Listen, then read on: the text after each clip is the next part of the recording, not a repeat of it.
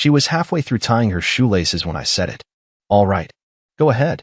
But the moment you step out that door, our marriage is finished. Don't ever think about coming back. She froze. One knee on the bench, fingers clenched around the laces like they'd suddenly turned to wire. Her head didn't move. Just her eyes, lifting toward me, shocked, offended, calculating. Silence. Then the laugh came. Soft. Arrogant. The kind of laugh people give when they think they're smarter than you. Don't be dramatic, she muttered, standing, brushing non-existent dust from her jeans. It's just a trip. Trip. That word again. Always a trip. A getaway. A quick recharge. Last time it was Tampa. Before that, Vegas. Before that, a friend's lake house that mysteriously had no Wi-Fi, no photos, and no cell service. This time, Charlotte. Supposedly. Her bag sat by the door. Not the usual one she used for girls' weekends. No. This was her sleek, black overnight case, the one she only used when she wanted to look expensive. And on top of it, a gift bag, wrapped in gold foil, tied with black ribbon. That wasn't for me. I didn't ask questions. I'd stopped asking 3 trips ago. Instead, I leaned against the doorframe, watching her adjust her necklace, the one I never gave her, and I wondered how many lies can live in a single moment before it breaks under its own weight. She grabbed her keys. "You're really doing this?" she asked, turning to face me now, finally giving me her full attention. "After all this time?" "No," I said quietly. "You already did." She scoffed, shook her head like I was the unreasonable one, and then she walked out. I didn't follow, didn't slam the door, didn't text, didn't ask who he was. I just stood there and watched through the blinds as her rideshare pulled up. The driver got out, opened the trunk, smiled at her like they'd met before. She laughed, tossed her bag inside. The gift bag stayed in her hand. Then, just before she got in, she paused, turned, looked directly at the house, at the window, at me. I didn't flinch, didn't wave, didn't give her a scene. She got in. The door closed, and the car pulled away. That was yesterday. And this morning, I found the thing that changed everything, something she'd left behind by mistake. It was under the cushion. Small, flat, shiny, and it wasn't hers. The object was cold in my palm. Smooth, rectangular. At first, I thought it was one of those cheap hotel keycards. But when I turned it over, I realized what I was holding wasn't just a key, it was a badge. Not a regular work ID either. This was an access badge to a company I'd never heard of before, Narrated Technologies. Glossy black background, white font, a QR code, and a photo of a man I didn't recognize, smirking like he'd just gotten away with something. Name, Travis R. Meadows. I blinked at it. Once. Twice. And then it clicked. She hadn't left her own badge behind. She dropped his. I sat down slowly on the edge of the couch, heart racing in a way I didn't like. Travis Meadows. I'd heard that name in passing maybe twice. Someone she collaborated with on a marketing project? She brought him up so casually months ago, like he was just another name in a sea of Zoom meetings and deadlines. I hadn't thought anything of it, because that's who I am. Or who I was. Naive. Accommodating. Soft. I placed the badge on the coffee table and stared at it for a long time, like maybe it would confess. But of course, it didn't. It just sat there, smug in its silence, daring me to dig deeper. I should have left it at that. Should have tossed the thing in the trash and taken my dog for a walk or buried myself in work like I usually do when the world feels like it's tipping. But I didn't. Something in me had shifted the moment I said those words at the door. The moment she smirked like I wouldn't follow through. So I went to the home computer and typed in the name of the company. Narrated Technologies. Clean website. Sleek design. Mostly cybersecurity and cloud automation jargon. I navigated to their About page, found their leadership team, and there he was, Travis R. Meadows, Director of Sales Operations. Lean face, cocky grin, and a LinkedIn link that practically screamed, "I steal wives." I clicked on his profile. And what do you know? He just posted a picture from the rooftop bar at the Westfield Grand in Charlotte. Timestamp 30 minutes ago. 2 wine glasses. 1 pair of sunglasses. And the caption? "Productive weekends make for unforgettable memories." My jaw tightened, because the sunglasses on the table were hers. I bought them for her last spring when she claimed she needed something elegant for a friend's bridal brunch. Oversized frames, tortoiseshell sides, a tiny chip on the lower right corner. No doubt about it. She was with him. Right now. Not recharging with the girls. not walking trails or eating tapas and ropes. She was sipping wine with Travis R. Meadows on a hotel rooftop on my dime, wearing the same smile she used to give me on Sundays. And I sat in our quiet house in yesterday's clothes, trying to remember the last time she looked at me without flinching. I should have been furious, but honestly, I felt numb, like I was underwater and the real world was muffled above me. My thoughts turned cloudy and disjointed. How long had this been going on? Were her business trips even real? How many lies had I swallowed, thinking I was just being paranoid? I thought of the dinner 2 weeks ago. Her phone buzzing on the table, her fingers swiping it away too fast. Work, she said. You wouldn't understand. I thought of the night she came home at 2 a.m., smelling like peppermint and musk. Ray had a meltdown. Sorry I didn't call. I thought of every late night, every locked screen, every time she rolled her eyes when I said, I miss us. And then I thought of something else. The drawer in her nightstand. The one I hadn't opened in over a year. Something told me to look. I don't know why.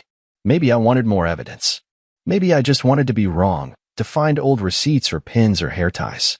But I walked upstairs anyway, past our bed, still perfectly made, and knelt beside her drawer. The first thing I noticed was how organized it was. Almost too organized. Lip balm. A single notepad. A pin. A silk scarf I hadn't seen before. And underneath that, a folded piece of paper. Neatly creased. Unlabeled. I opened it, and what I read made my stomach twist into knots. It wasn't a letter. It was a printed confirmation for a rental property on the coast. A cottage. Booked for 2 adults. For nights. Romantic seclusion guaranteed. And the signature at the bottom? Callie Brennan and Travis R. Meadows. The dates? Starting this Friday. And in that moment, everything stopped feeling real. She wasn't just cheating. She was planning a future with him. I stayed in that spot for a long time, kneeling beside her drawer, the printout clutched in my trembling hand, as if the ink might disappear if I stared long enough. The reservation details were crystal clear. 2 adults, check-in Friday afternoon, check-out Monday morning, oceanfront view, private hot tub, champagne welcome. It was an escape plan, complete with every romantic cliché you could buy online. But it wasn't the cottage that shook me, it was the timing. Friday was just 5 days away, which meant that even as she was packing her bag last night, she already had this place locked in with him. That realization did something to me. It didn't make me angry, not right away. It made me quiet.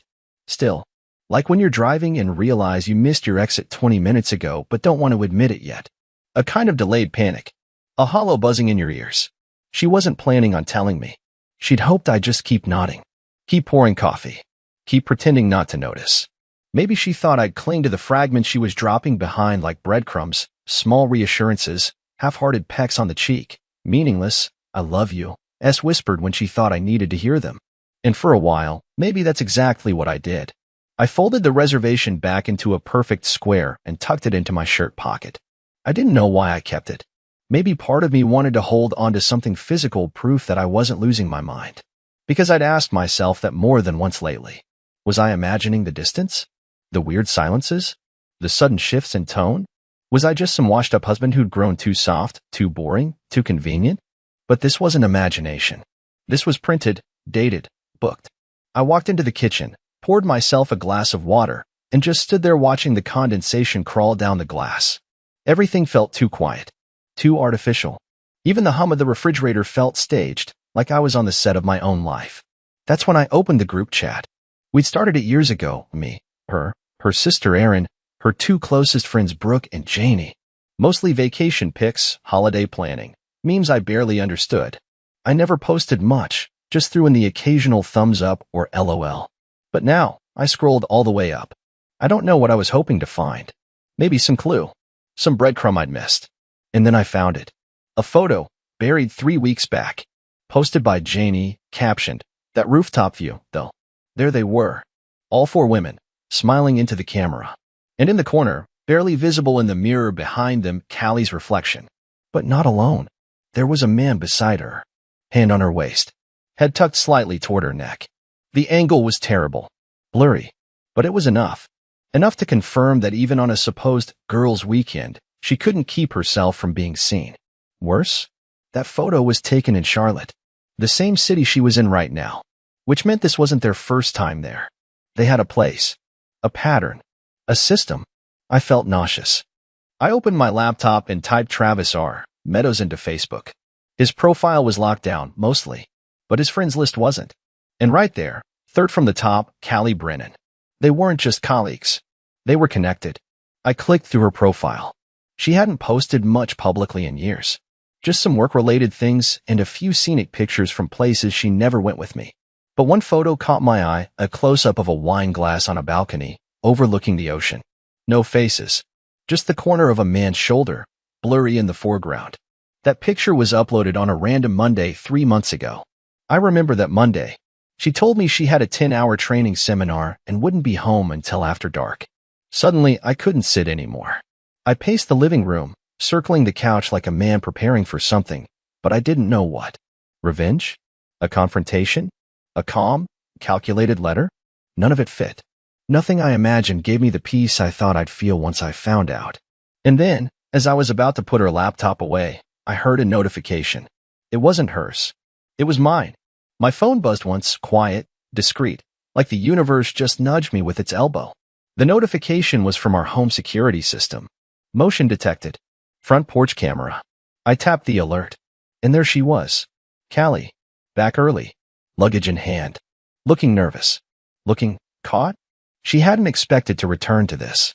I don't know what she thought she'd come home to, a clueless husband watering the ferns? A soft apology? A home-cooked dinner? What she was about to walk into was something entirely different. Because now I knew. And the second she reached for the doorknob, I was already standing behind it.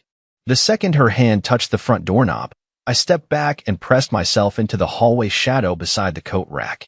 I don't know why I did that. I wasn't trying to scare her. Maybe I just wanted to watch her. See her face before she saw mine. See if she'd walk through that door like nothing happened. No guilt. No hesitation. No trace of the betrayal she'd wrapped in a silk scarf and packed neatly into a black overnight bag. She opened the door slowly, carefully, as if unsure what she'd find on the other side. Her eyes darted around the foyer first, the floor, the empty couch, the scent of home. She exhaled in relief when she saw no sign of me. That hurt more than it should have. Like she was relieved I wasn't here. Or worse, she hoped I wasn't. Then she stepped inside and softly closed the door behind her. Her heels made 2 hollow clicks on the hardwood before she froze mid-step. The reservation printout was on the entryway table, right next to her keys. Folded. Visible. Intentional. Her entire body stiffened, like the house itself had caught her. She didn't say anything. She didn't call out. She just stared at the paper like it might detonate if she moved too fast.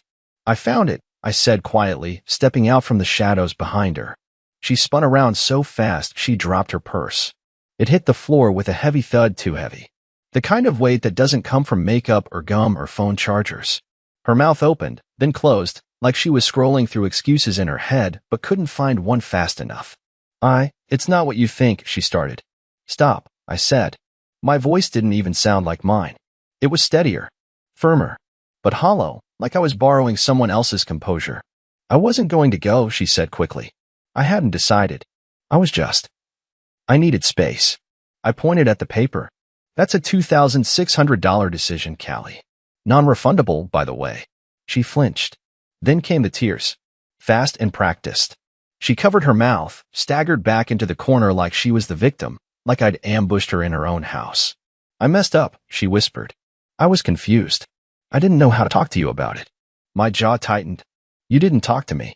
You booked a coastal cottage and printed a confirmation. That's not confusion. That's coordination. She slid down the wall, sitting on the floor like a teenager grounded for the first time. I wasn't going to go, she repeated, quieter now. I swear, I wasn't. I told him I wasn't sure. I told him I needed more time. Travis? Her eyes widened. That name hadn't come up. Not from her. I walked to the coffee table and held up the security badge she'd left behind. He dropped this. In your rush. Must have slipped from your bag. She didn't reach for it. Didn't deny it. Just buried her face in her hands. You lied to me for months, didn't you? I asked. Still nothing. Every trip. Every girls' weekend. He was there. I didn't yell. I didn't shake. But inside, something broke. Not a dramatic crack. More like when the last thread of a fraying rope gives way and everything just falls. Why him? I asked, not really expecting an answer. Was it the charm? The excitement? Or just, not me? She finally looked up. Her makeup smeared, her lips trembling. I didn't mean for it to happen, she whispered. He just saw me. I stared at her. So did I.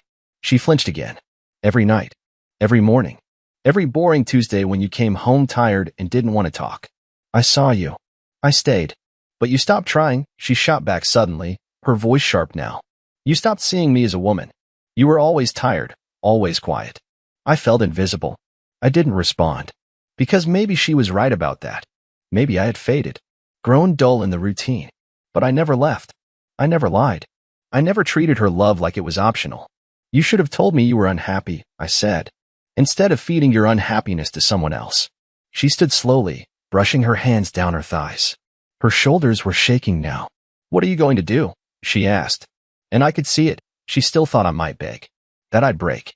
That I'd fall into that same old version of me who would take her back, smooth it all over, pretend it never happened just to keep the house quiet and the marriage technically alive.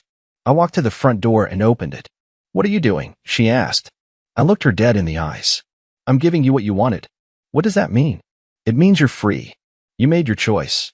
And I'm finally making mine. She looked terrified. And I didn't care anymore.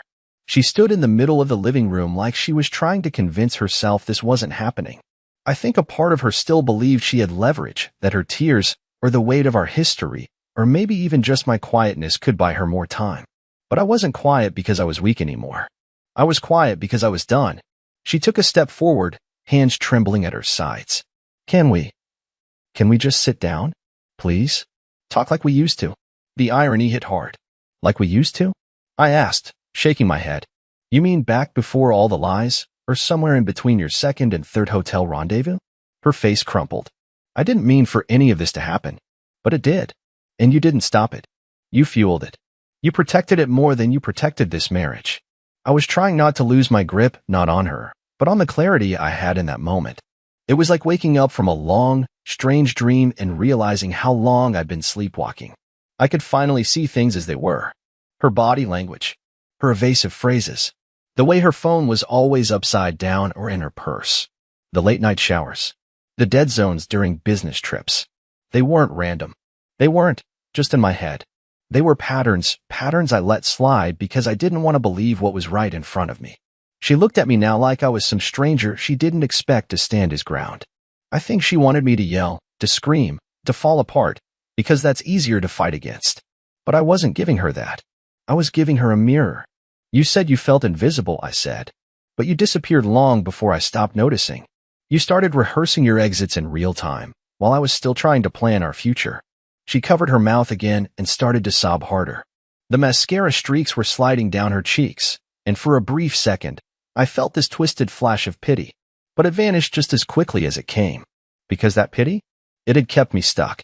It had made me compromise, soften, excuse.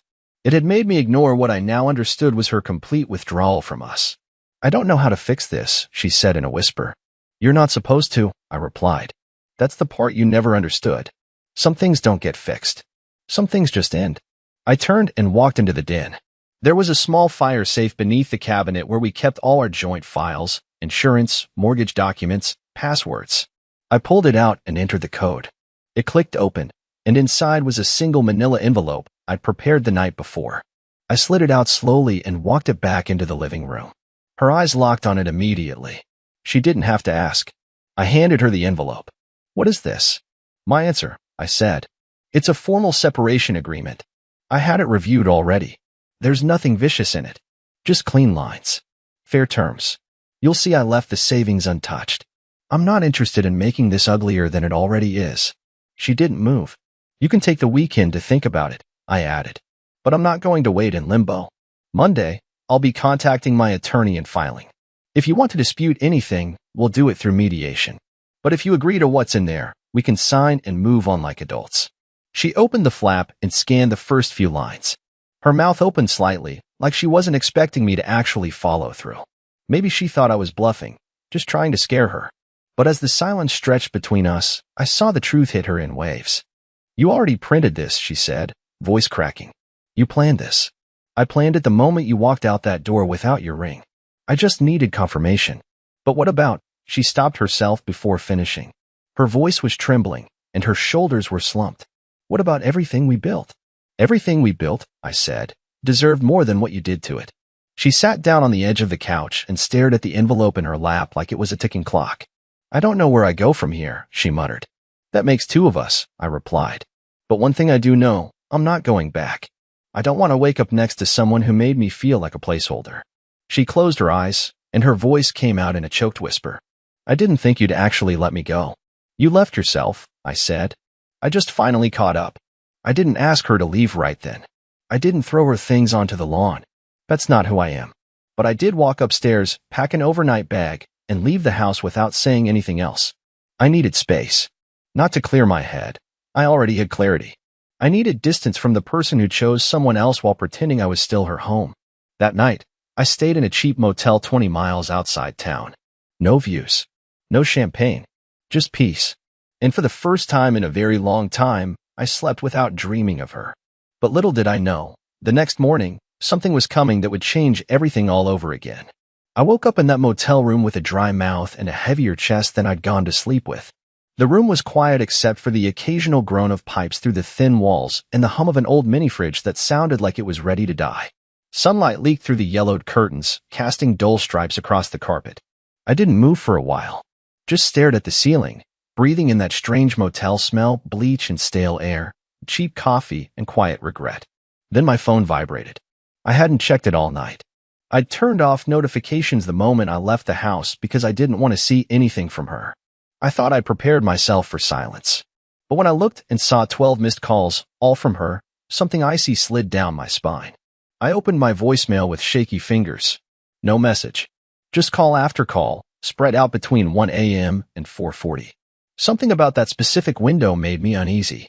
Then I noticed the texts. The last one was timestamped just 15 minutes earlier. It said, I didn't know what to do. Please call me. Please. I messed up. Something's wrong.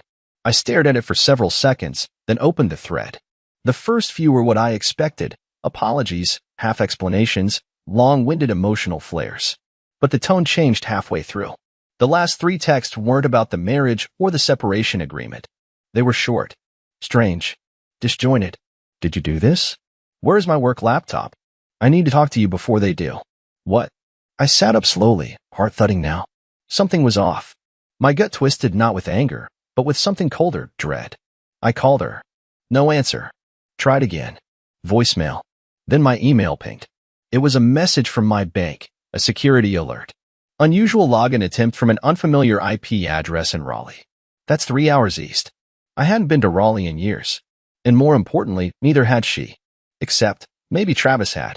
I quickly logged in to check, and that's when I saw it, 2 failed login attempts and 1 successful access of our joint account.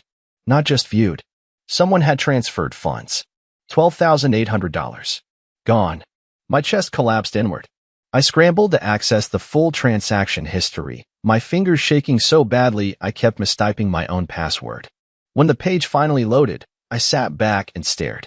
The transfer had happened at 2:14 a.m. to an external account labeled MW Consulting. I clicked the details. The recipient name was partially redacted, but the address? It matched a co-working suite in downtown Raleigh, the exact same suite listed on Travis R. Meadows' LinkedIn profile under his side projects. She hadn't just betrayed me emotionally. She'd left the door wide open for him to walk into our finances, too. My phone buzzed again, her name flashing on the screen. I picked up this time. What did you do? I asked, skipping hello. Daryl, she breathed into the phone, her voice cracked and frantic. I didn't authorize that. I swear to God. I gave him access to my computer last week when mine froze and I needed a file. He must have. You gave him access to our accounts? No, not directly, but he saw me log in. He must have saved it or something, I don't know. You let him use your laptop? The one connected to our finances? I didn't think. No, you didn't, I cut in. You never do. Silence. I thought you two were just sneaking around in hotel rooms, I muttered. But it turns out you brought him into our accounts. Our names. Our savings. You didn't just break trust, you gave him a key. I didn't know what he was doing, she said, but her voice was smaller now, less defensive. I thought it was just us. I didn't know he'd do something like this. You don't know him, I said. You only know how he made you feel. That's the difference. She started sobbing again, this time more raw than rehearsed. What do I do? I already called the bank. They're investigating. But the money's gone, Daryl. It's gone.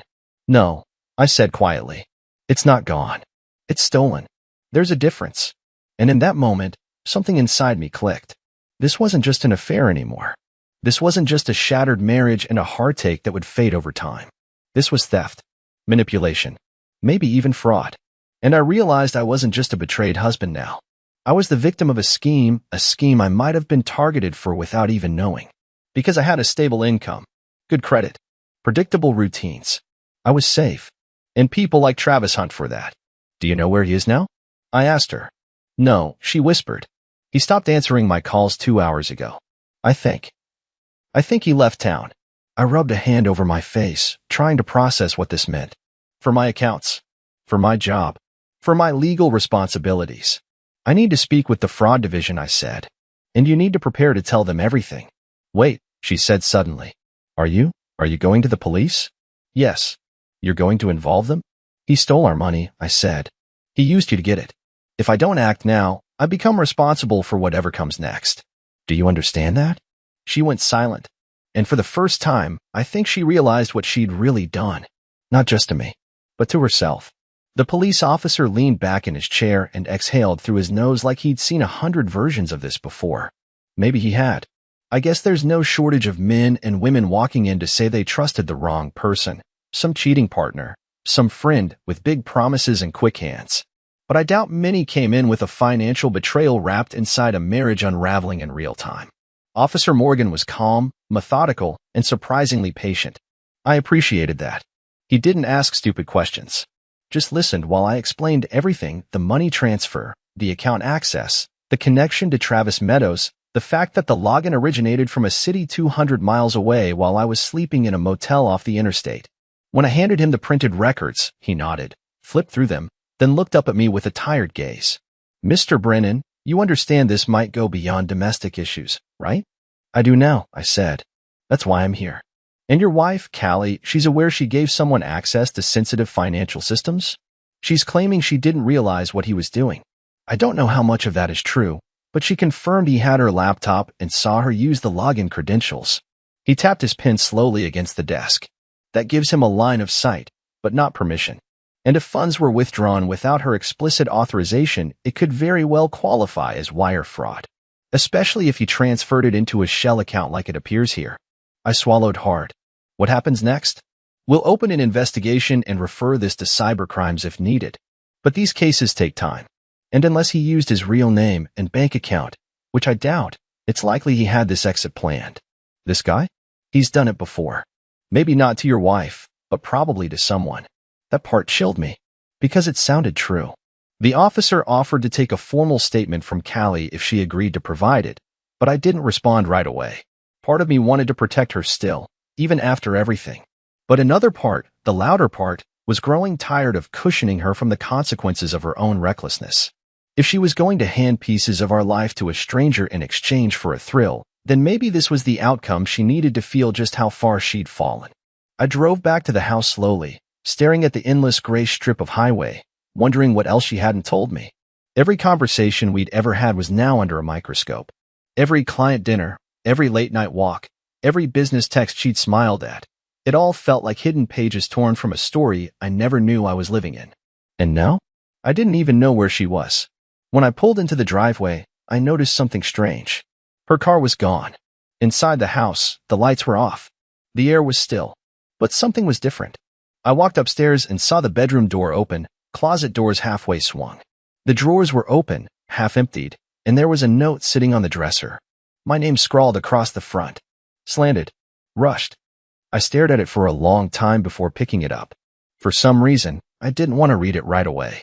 I wanted to stand there in the stillness and pretend she hadn't just bolted.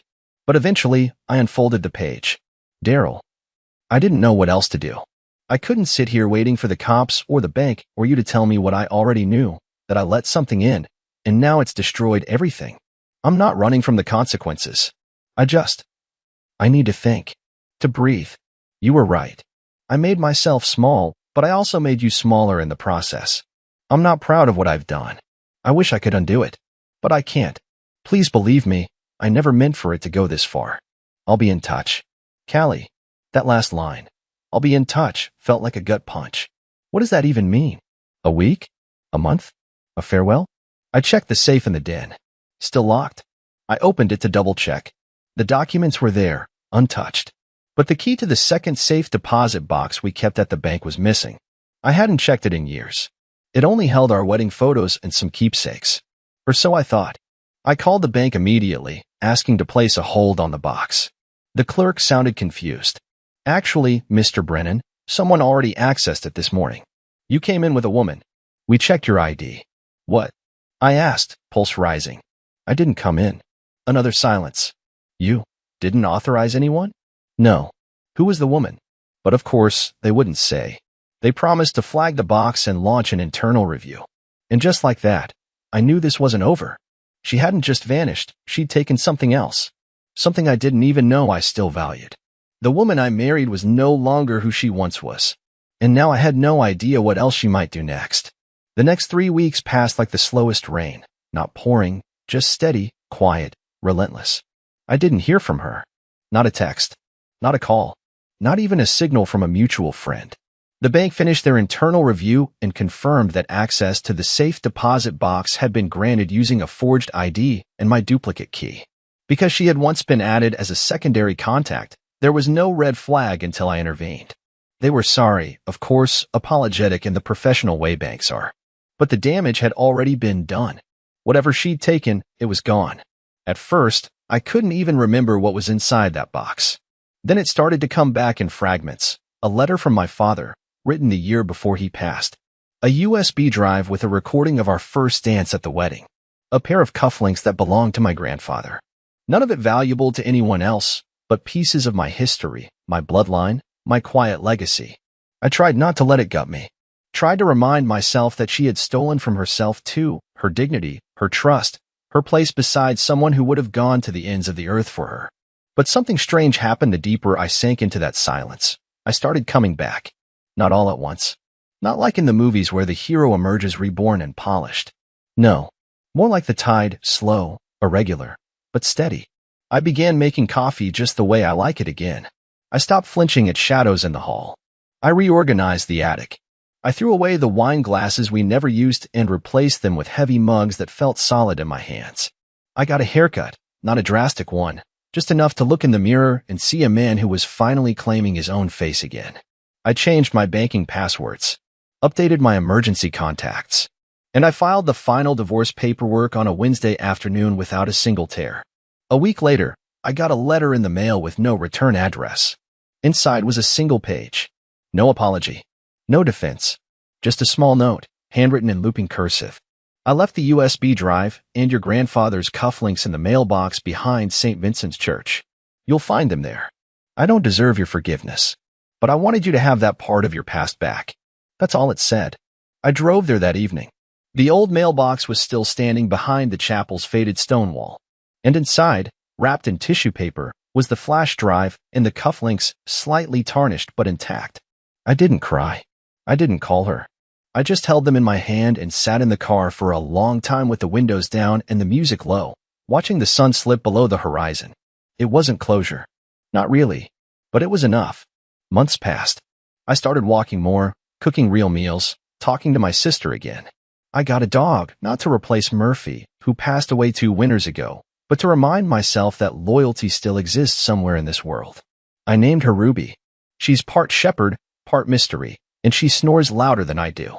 One afternoon, while grabbing groceries, I bumped into a woman in the parking lot. Literally. I dropped a bag of apples and apologized 5 times like an idiot. She laughed. We ended up talking for 15 minutes about the absurdity of adult life, then somehow ended up grabbing coffee that same day. Her name's Mallory. She works in urban planning. She's funny in a dry, low-key way. Nothing serious yet, but she listens when I speak. And that alone feels like a beginning I didn't know I was ready for. I don't think pain ever fully disappears, but it becomes part of you, not a wound, but a scar. And scars are reminders that you survived. So yeah, my wife left me. She crossed that threshold and thought I'd chase her. She thought I'd break. Instead, I stood still. And in doing so, I found the version of me I forgot I used to be.